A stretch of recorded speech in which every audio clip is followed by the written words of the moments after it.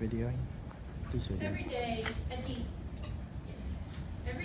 the end of each class, I turn around before leaving and say to my teacher, "Thank you." I don't say it just because it's what my dad told me to do or because it makes me feel good. I do it because I believe that each class, each little grammar technique, each conjugation, and each equation is a gift. People often say that yesterday is history, tomorrow is a mystery, and today is a gift, but most don't believe it.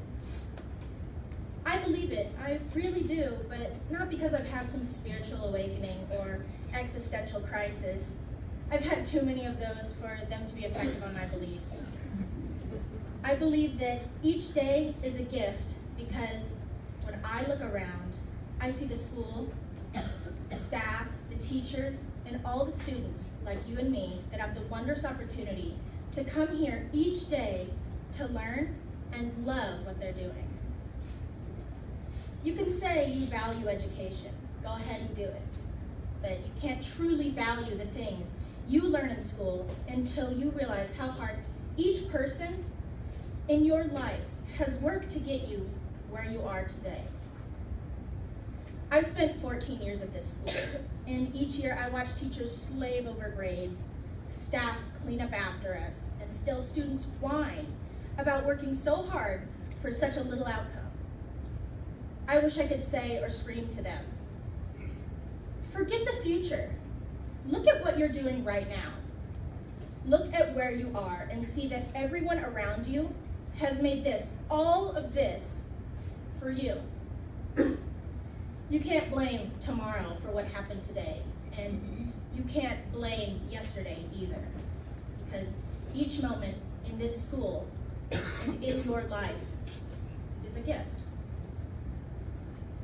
Some kids believe that each moment is a gift from God, but I see that God is only a small part of it.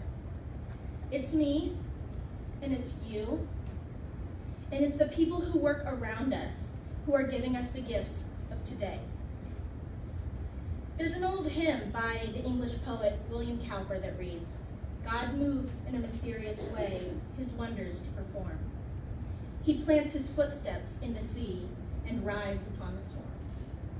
Deep and unfathomable minds of never-failing skill, he treasures up his bright designs and works his sovereign will. You fearful saints, fresh courage take. The clouds you so much dread are big with mercy and shall break in blessings upon your head. His purposes will ripen fast, unfolding every hour.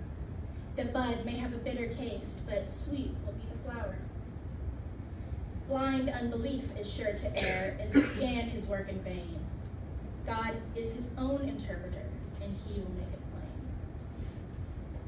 This hymn reminds me, and hopefully all of you too, that God does have a plan, but not in the way that most of you think. God doesn't plan out every moment so that by the end of the day you've completed some obscure bucket list that leads you to the job, restaurant, or misfortune you've now encountered. God wants the best for you, but his plan is only the final destination, not the path you take on the way there. Like the hymn says, the bud may have a bitter taste, but sweet will be the flower. You may have bad days, and sometimes you might trip and fall, and on the way back up you faceplant again, but like Mr. Cowper said, he has a plan, and God moves in a mysterious way. So forget all the times you turned in your paper late, and you didn't read the book for English class.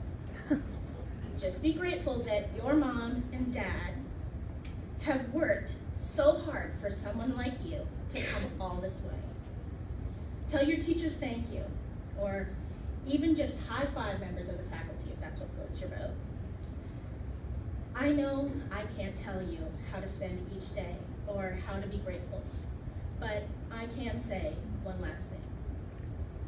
Remember who you are, where you've come from, and where you are. Because someone put you here today for a reason, a gift.